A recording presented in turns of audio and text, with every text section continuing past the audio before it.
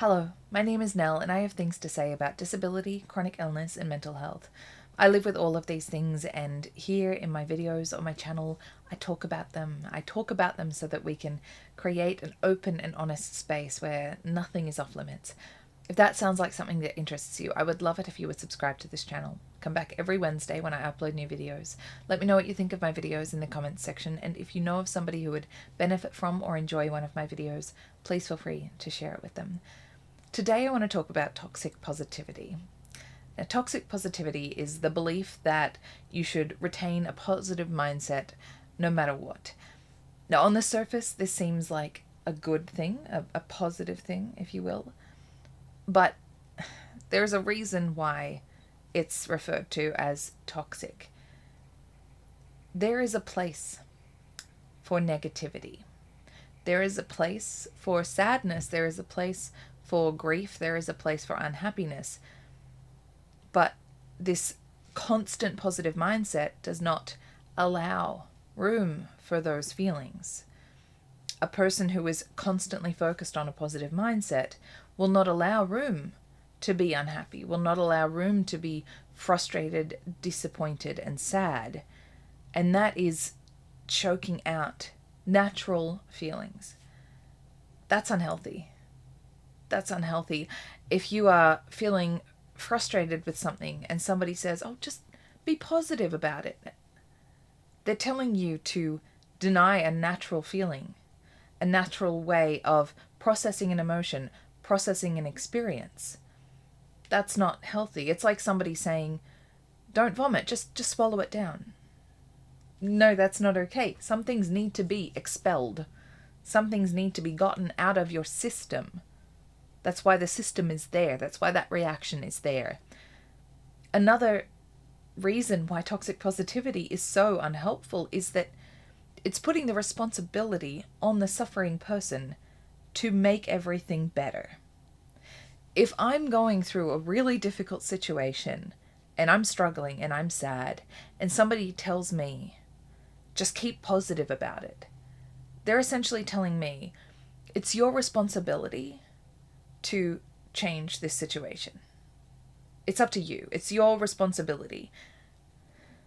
Meanwhile, I'm going through hell and I'm struggling just to stay sane and just to stay safe. And now I have somebody telling me that I also have to control all my emotions about this situation. It's not enough for me to stay safe. It's not enough for me to hold it together. I also have to control the situation. I also have to stay positive about a situation that is tearing me apart and that I don't have any control over. It's putting the responsibility onto a suffering person. That's not fair and it's not realistic. There is always a place for negative emotion. Always. It's part of how we process things. If you tell a child not to cry when they're unhappy and that they should just be positive, that's honestly insane. That's where this is going, really. Those negative emotions are there for a reason. We cry now and we get frustrated now and we get disappointed now for the same reason as we did as children. It's how we process emotions. It's how we process situations. And those negative emotions are as useful and as relevant and as appropriate now as they were when we were children. There is nothing wrong with grief, with sadness, with disappointment, with frustration, with anger, as long as they don't go on forever.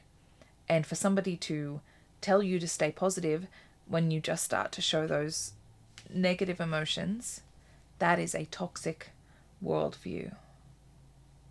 Because they're not allowing you to purge the negative emotions, to process the negative emotions, to process a negative situation. So next time somebody tells you to just stay positive in a difficult environment, in a difficult situation when you are getting sad, then just tell them to swallow their own vomit. Because that's basically what they're telling you to do. It's not your responsibility to stay positive, to turn all of these negative situations into something positive. That's too much responsibility when all you are trying to do is stay sane and stay safe. There is always a place for negative emotions. That's what they're there for. That's all for this one. Thank you so much for watching. Be sure to check out my Instagram and my TikTok.